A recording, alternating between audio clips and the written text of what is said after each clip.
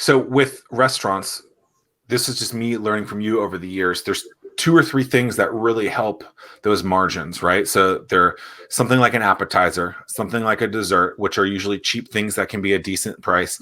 And then there's alcohol. Are those things still being bought from a to-go perspective? Because I remember you telling me about Three-Way being, there was no real alcohol. There was no alcohol. Right. So that screwed you guys from a big thing. That's what I was thinking when you said the margins are easier from a to-go. If you don't have that, because people aren't buying it, like what are restaurants doing from the to-go delivery thing to recoup some of those costs that can help them actually, make ends meet? Well, certain places are allowing, for cocktails to be to go. That can't be through a third-party app, but I can go pick it up and have like a pre-made cocktail. And most places are like sealed, or I can't put a straw in it or anything. But I think the best thing for delivery and to go and things like that is trying to keep things in house. And that's where I was saying before is maybe using some of that Restaurants Act money to invest in the technological infrastructure of having those back ends in place so that online ordering is easy. Because like Tim said before, like he might want to pick it up. I prefer to go pick it up. I'll go to Chick-fil-A, I don't know, once every couple of weeks, and it's nice to be able to put the order in, and then all you have to do is go into the parking spot, drop into that parking spot, you say, hey, I'm in spot number 3. Yeah. And then 3 minutes later, they bring your food out, and it's very seamless. So why can't a restaurant that's independent do something like that? They can. It doesn't have to be too much of a cost. They could probably do that in their own thing just by getting someone's cell phone number and saying spot right. 1, spot 2. There's ways around it with really like. We've also probably been to a restaurant where when you get on the wait list, they say, hey, can I get your phone number, right? And when your table's ready, they text you and you show up. Same kind of thing. Panera has, I always think that Panera, top to bottom, from a decent sized business, has done a good job of all of their things, right? The way they're taking orders, the way they're doing curbside now, and all that kind of stuff. And it seems like, yes, there's a lot of technology in it, but it doesn't have to be technology. It can be just like you said, pen and paper. Give me your phone number, I'll call you.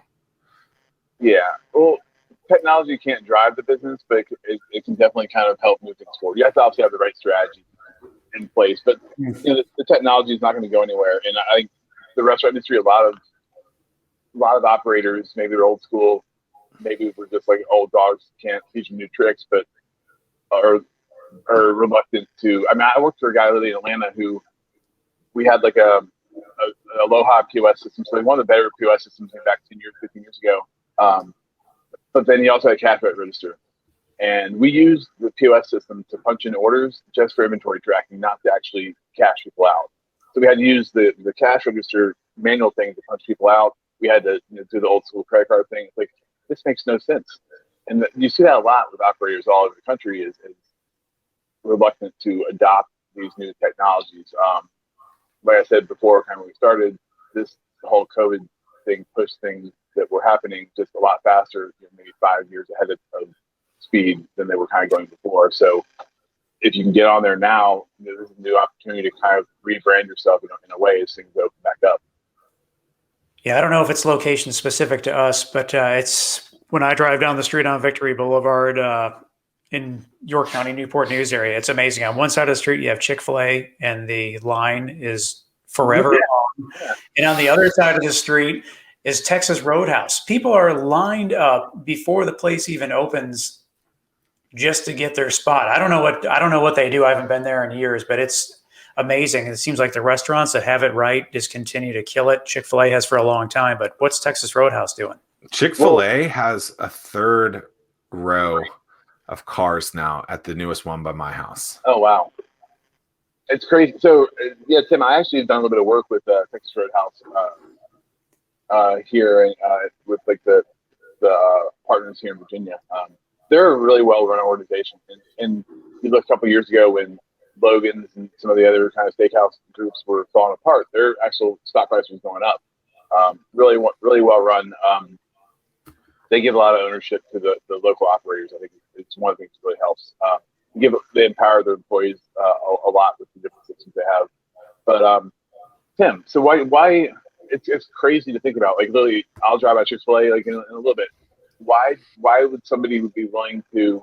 The food's not that much better. I mean, maybe it is, maybe it's not. But like, is it a 15-minute wait better, like in the line than McDonald's? I mean, I don't know. We can go to Zack's Burger King down the street, and there's probably at noon. I don't eat meat, bro. Yeah, but you eat the Impossible Burger there. But at noon there might be 2 cars in the line. You got something in your eye as soon as you were lying about that. Come on, man. What's the difference though? I mean, what do you guys think? My pleasure. Consistency. Yeah, I mean, it's fascinating to me. I mean, my wife was showing me a post that someone posted on Facebook, like someone legit posting from Michigan. I just had my first Chick-fil-A experience because they just opened up in Michigan. And I mean, people posted about how amazing the experience was. Because it is regional. That's right. It's not. Well, I grew up in Atlanta, where like the home of Chick-fil-A. I mean, I've been to the original, what they call the Roadhouse, which is actually a full service restaurant that serves burgers and all sorts of stuff. But yeah, I think Zack is the consistency. I think it's the you also said my pleasure. So it's the way the staff interacts with you.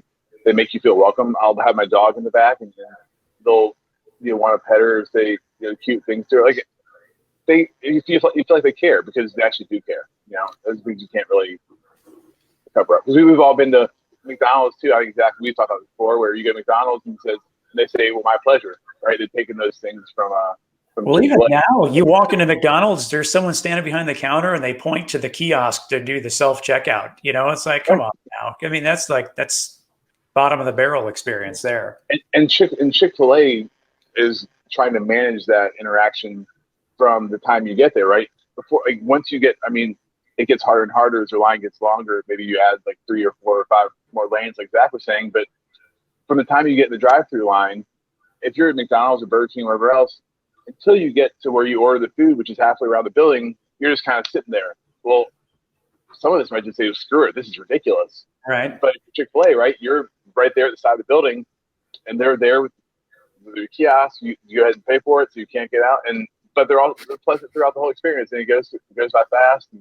Well, even little cherries on top. Like, I mean, I didn't know about this until my daughter mentioned it, but March kicks off for Women's History Month, and then anyone on the app that's a female, they just get zapped a free order of chicken tenders. Oh, nice. And that's super cool. I mean, it seems like the underlying theme of this conversation that we've had today is investing in your people, investing in your business and processes. And scared money doesn't necessarily make money. And the folks that invest in it and what they're doing seem to be doing really well. Yeah. Like J.W. Marriott said, if you take care of your people take care of your business, and the business take care of itself. So I agree 100%.